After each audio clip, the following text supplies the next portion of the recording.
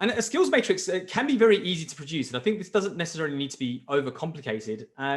But what this skills matrix essentially has is it's a list of every single person in your business. And what you have for each of those people in your business is their kind of key strengths. So you've basically cataloged their key strengths. And these strengths can be technical and non-technical skills. So you can mix this up. This particular example is looking at non-technical skills.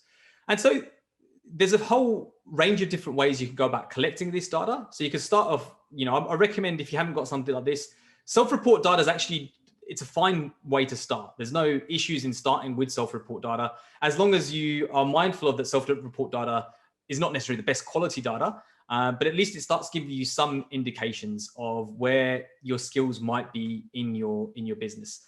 And then you can evolve this, and over time, I usually recommend if you don't have this, you start off self-report's a nice, safe way to start.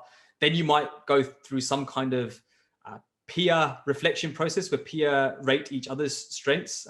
But you can do this in a way that's not very confrontational, and you can actually bring a good amount of fun to that process. And then you could do kind of more formal stuff later down the track. But again, I'm a big fan of keeping it simple, getting some usable data, and self-report's often a good way to go. And then you can quite easily plot it on a matrix like this. And then the beauty is once you've collected this data, you can do quite a lot of neat things with even simple data. You can, at a team level, you can start looking at where there might be gaps. So you can see with this team, very, very results focused, not so high on complex problem solving. And you can start forming hypotheses. And me, if I see a set of data like this, it would be, well, the team's just focused on kind of getting stuff done. They're not necessarily spending time to think about how they could better do things or better solve problems. So that would be a potential hypothesis you might draw from this. Very strong focus on results.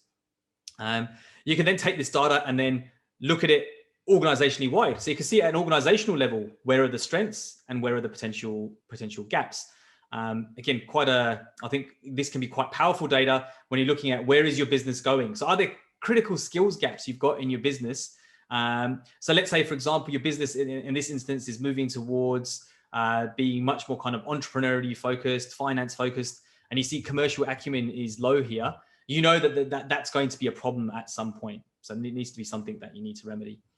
And then you can even, and this is the part I find is really neat, is you can be much more proactive around how you move people around in your business. So you might have a project which comes up and you're like, look, I need someone that is analytical, that is creative, that's got strong interpersonal skills and good people leadership skills. You can quickly find the people in your business that have got those skills and might be ready for their next role. And so once you've collected this data, you can quickly see that Aditya might be a really good person for this particular opportunity. So I guess the key premise here is starting to collect this data, even if it's in a self-report way. You can do some quite powerful things with it, which just help you start looking differently at skills and help you looking a little bit differently at your people.